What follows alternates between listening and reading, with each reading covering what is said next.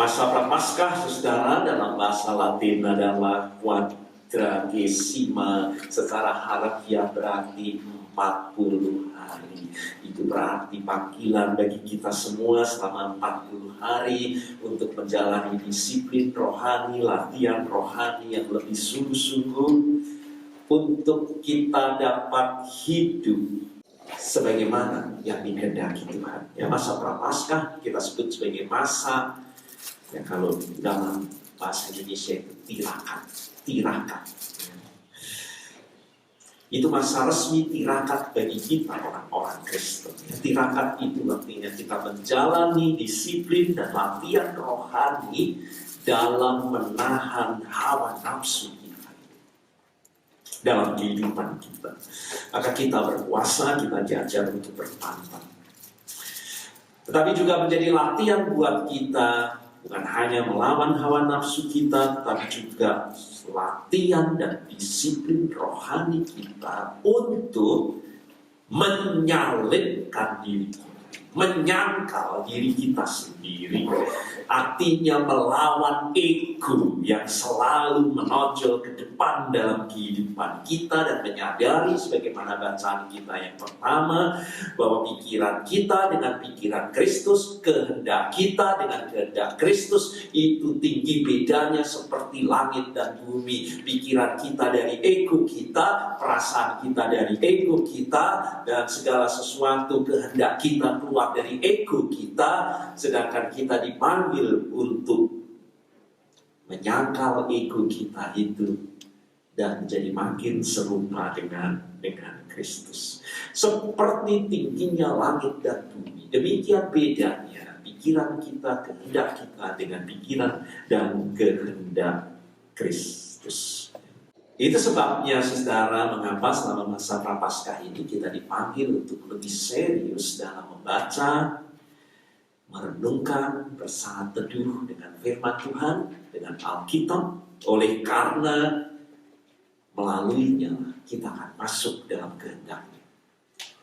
Melalui firman Tuhan kita akan masuk dalam pikiran Tuhan dan dalam kehendak Tuhan, dan membuat kita dapat melihat seperti tingginya langit dan bumi bedanya pikiran kita dan perasaan kita dengan pikiran dan perasaan yang terdapat di dalam Kristus Yesus.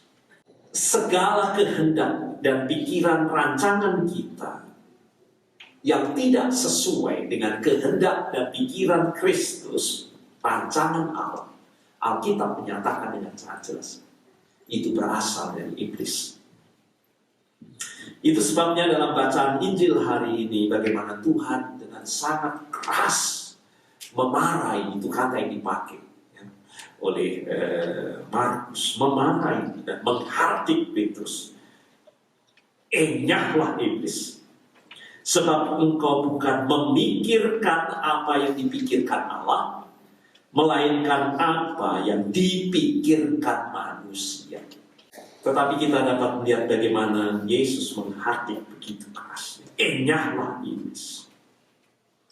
Sesederhana oleh karena Petrus tidak berpikir seperti Yesus, bahwa kematian dan kebangkitannya itu adalah kemuliaan. Dan itulah yang akan kita rayakan dalam Jumat Agung dan Paskah itu. Petrus hanya memikirkan kenyamanan pribadinya, maka dia menolak ide salib itu sendiri, sehingga mencegah Yesus untuk berbicara mengenai penderitaan dan sengsaranya dan kematiannya. Dan hari ini, saudara, Prapaskah kita mau diingatkan kembali untuk kita menyadari dengan sungguh bahwa kehendak kita, pikiran kita, perasaan kita sebagai manusia itu didorong oleh ego kita, didorong oleh daging kita ini, yang bertentangan dengan keinginan roh, itu yang dikatakan dalam firman Tuhan. Jadi bukan hanya berbeda, tetapi berlawanan. Itu jadi bertentangan dengan kehendak, pikiran, dan perasaan Allah yang adalah roh adanya. Daging dan roh. Maka Prapaskah ini adalah panggilan bagi kita untuk kita selalu siap, kita mau sedia untuk membuang pikiran kita sendiri, kehendak kita sendiri. Itu yang dikatakan menyangkal diri dalam bahasa kita. Berani untuk menyalipkan diri kita sendiri, menyalipkan ego kita itu. Berani berkata, menghardik diri kita sendiri, nyalah iblis yang ada dalam diri kita ini. Yaitu pikiran kita sendiri, perasaan kita sendiri. Agar kita menyangkal diri kita, tidak mengedepankan selalu pikiranku, kehendakku, mauku, maksudku, kehendakku. Dan berapa banyak pertikaian, perpecahan, perselisihan terjadi dalam kehidupan kita ini, ketidakdamaian dalam keluarga. Karena masing-masing benar mauku, ideku, maksudku, kuku, ego kita terus tampil ke depan. Dan inilah panggilan Jumat Agung buat kita. Untuk kita mau mati bersama dengan Kristus dalam dosa dan ego kita itu di kayu salib. Dan bangkit kembali dalam Paskah yang kita rayakan. Dan hidup baru dan berkata, sekarang hidupku bukan aku lagi, pikiranku, mauku, perasaan. Tetapi Kristuslah yang hidup di dalamku. Bagi kita bangkit bersama dengan Kristus. Maka untuk kita hidup dalam kehendak dan pikiran Allah, kita harus dengan sungguh-sungguh mencapkan firman Tuhan. Saya akan bacakan dari 1 Timotius pasal 4 ayat 13. Bertekunlah. Kalau sudah tidak punya ketekunan, sudah tidak akan bisa melakukannya. Dan akan ada banyak hal yang akan membuat saudara tidak melakukannya. Bertekunlah dalam membaca kitab-kitab suci. Karena di dalamnya kita menemukan pikiran dan kehendak Tuhan. Itulah saudara disiplin rohani yang dipanggilkan buat kita semua selama masa Prapaskah ini. Untuk kita bangun dalam kehidupan kita. Mengapa kita harus mendisiplin, itu bertekun. Kalau saya tidak mau melakukannya, maka merasa Prapaskah ini berlalu dengan sia-sia. Bertekun dalam pembacaan, dalam renungan, dalam saat teduh terhadap firman. Apa yang membuat begitu pentingnya aktivitas ini, latihan rohani ini selama masa Prapaskah? Bacaan kita yang kedua menjawab dan menegaskan pertanyaan. Sebab Injil adalah kekuatan Allah. Yang melaluinya kita akan dibawa bukan kepada kebinasaan dan maut. Kekuatan itu akan membawa kita dalam penyelamatan kepada setiap orang yang percaya dan masuk dalam kehendak dan rancangan Tuhan. Maka saudara, Mazmur pasal yang ke-33 ayat 6 berkata, oleh firman Tuhan langit telah dijadikan. Jadi semua penciptaan, terjadinya kehidupan ini sampai bumi dan langit itu oleh karena firman Tuhan, oleh karena kehendak Tuhan, oleh karena pikiran Tuhan, maka semuanya tercipta. Itulah yang dimaksud di surat Roma dikatakan Injil itu kekuatan Allah. Segala sesuatu dijadikan oleh perkataan Allah, oleh firman Allah, maka semuanya jadi. Jadilah terang, jadilah langit dan bumi, jadilah manusia, dan semuanya oleh karena firman Allah. Maka dikatakan firman itu kuasa Allah sendiri. Jadi perkataan, kehendak dan pikiran Allah itu paralel dengan kuasa Allah itu sendiri. Karena perkataan dari Tuhan itu mengutarakan keinginan Tuhan, pikiran Tuhan, kehendak Tuhan, rancangan Tuhan, rencana Tuhan yang selalu akan digenapi dalam kehidupan kita. Tak ada satupun kalimat yang keluar dari Allah. Firman dan Injil itu dalam bacaan kita yang pertama dikatakan yang akan sia-sia dan berlalu dengan sia-sia. Tak ada satu kalimat pun yang keluar dari mulut Tuhan yang tidak mengandung kuasa adanya. Bagaimana kita dapat dilahirkan kembali? Saya akan bacakan firman Tuhan. Kita telah dilahirkan kembali oleh firman Allah yang hidup dan yang kekal. Kuasa firman itu, kekuatan Allah yang dapat melahirkan kita kembali. Yeremia 23:29. Bukankah firmanku itu seperti api? Demikian firman Tuhan, dan seperti palu yang menghancurkan bukit batu. Ibrani pasal 4:12. Sebab firman Allah hidup dan kuat. Sekali lagi, saudara. Firman itu hidup dan kuat. Lebih tajam daripada pedang bermata dua manapun. Ia menusuk amat dalam sampai memisahkan jiwa dan roh, sendi-sendi dan sumsum. Maka pemazmur berkata di Mazmur 119, firman-Mu itu pelita bagi kaki, pelita terang bagi kaki, dan terang bagi jalanku.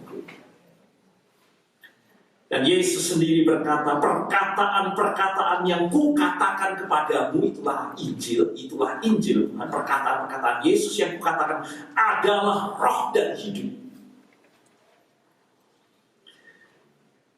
Nah, kalau kita lihat menjawab semua godaan iblis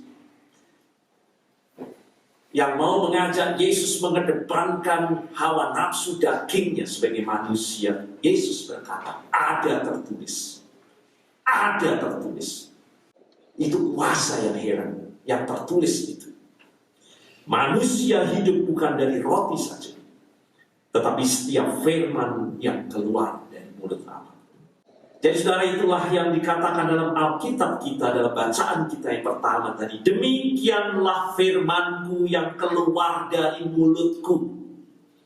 Ia tidak akan kembali padaku dengan sia-sia, tetapi ia akan melakukan apa yang ku kehendaki.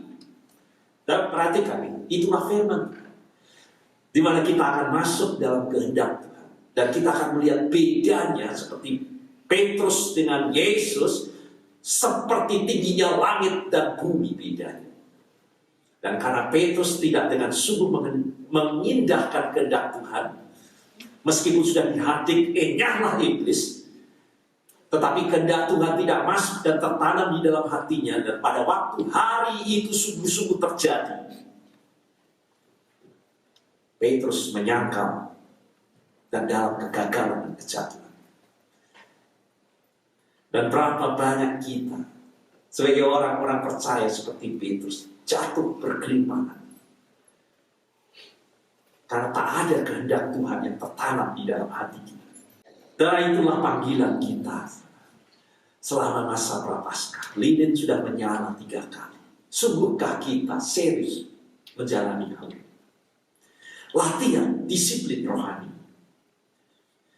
agar kita memiliki satu kesukaan yang baru, sehingga pada waktu masa Prapaskah ini selesai, ada hobi, sukacita, kesukaan kita yang baru dalam kehidupan kita. Kesukaan apakah itu? Kesukaan kita akan firman Tuhan, untuk menyambut kehendak Tuhan, menyambut pikiran Allah dalam kehidupan kita, untuk menggantikan kehendak kita, perasaan kita, pikiran kita sendiri. Kita dipanggil untuk berdoa dengan sungguh-sungguh, sebagaimana yang diajar Tuhan Yesus, jadilah kehendakmu. Sekali lagi, bukan kehendak, jadilah kehendak. Jadi kalau saudara berdoa dan terus-menerus menekankan ego saudara, Tuhan berkati kehendakku, rencanaku, mauku, maksudku, sudah kehilangan kekuatan Tuhan.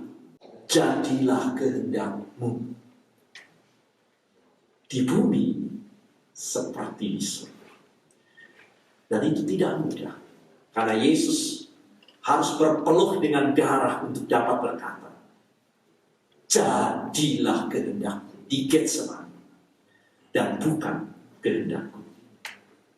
Maka kita dipanggil untuk berdoa dengan sungguh-sungguh. Sebagaimana pemazmur berdoa, saya akan bacakan doa dari pemazmur di Mazmur 119 ayat 92 sampai dengan 93. Sekiranya Tauratmu itulah firman Tuhan pada waktu itu, tidak menjadi kegemaranku.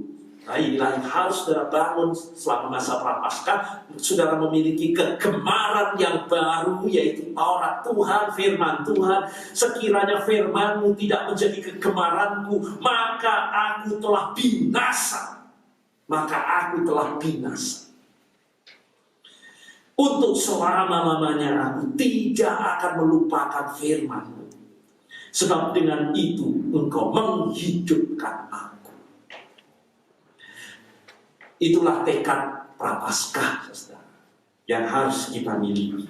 Orang yang akrab dengan firman Tuhan akan menyemai, memperoleh kekuatan terang Allah ketika badai kehidupan susu datang. Hanya orang mengapa ada orang yang mampu tegak berdiri dalam badai kehidupan ini. Itulah orang yang berdiri kokoh di dalam firman Tuhan. Dan mengapa kegelapan tidak membuat umat Tuhan kehilangan arah dan tujuan. Oleh karena mereka punya firman, pelita dan terang bagi jalan langkah hidup kita. Jadi saudara, Allah mau selama masa prapaskah ini agar kita menjadi seperti pohon yang ditanam di tepi aliran air, yang kesukaannya ialah firman Tuhan, yang merenungkan firman itu siang dan malam. Mazmur pasal 1 ayat 2 sampai dengan 3. Sekali lagi. Menjadi seperti pohon yang ditanam di tepi aliran air, yang kesukaannya ialah firman Tuhan, dan yang merenungkan firman itu siang dan malam. Ia seperti pohon yang ditanam di tepi aliran air, yang menghasilkan buahnya pada musimnya, dan yang tidak layu daunnya. Apa saja yang diperbuatnya diberkati oleh Tuhan. Mengapa kamu membelanjakan uang untuk sesuatu yang bukan roti yang sejati, dan upah jerih payahmu untuk sesuatu yang tidak akan pernah mengenyangkan engkau? Dengarkanlah aku, maka kamu akan memakan yang baik. Dengarkan aku, yaitu kata Tuhan, maka engkau akan memakan yang baik. Dan kamu akan menikmati sajian yang paling lezat. Yesaya 55 ayatnya yang kedua. Dalam prapaskah ini mau mengajak kita untuk tidak terus berhentilah sekarang, untuk tidak terus mencari kepuasan yang sia-sia dengan mengedepankan daging, hawa nafsu dan ego kita, dan beralih kepada apa yang sejati yang Tuhan sediakan bagi kita. Sebagaimana peringatan dari Yosua kepada umat Allah pada waktu itu, tentu juga peringatan buat kita semua. Janganlah engkau lupa memperkatakan firman Tuhan ini, renungkanlah siang dan malam, supaya engkau bertindak hati-hati sesuai dengan yang tertulis di dalamnya. Yosua pasal 1 ayat 8. Mazmur 119 ayat 97. Betapa ku cintai Tauratmu, firmanmu ya Tuhan. Aku merenungkannya sepanjang hari. Cinta akan firmanmu, itulah ungkapan cinta kita, kasih kita kepada Tuhan. Saya kutip penulis Kristen yang sangat terkenal, John Stott, berkata demikian. Melalaikan Alkitab berarti mengabaikan Tuhan sendiri. Dan pemazmur saudara menghidupkan kebenaran ini. Mencintai Tuhan berarti saudara memperhatikan firman. Saudara akan memperhatikan firman. Aku menaikkan tanganku kepada firman-Mu yang kucintai. Dan aku hendak merenungkan firman-Mu itu siang dan malam. Mazmur 119 ayat 48. Maka izinkan saya untuk mengakhiri penulis dan profesor teologi yang sangat terkenal, J. Packer, berkata suatu kebenaran demikian. Salah satu sasaran pertama iblis terhadap umat Allah, itu berarti terhadap saya dan saudara, adalah menghentikannya dari membaca dan menggali Alkitab.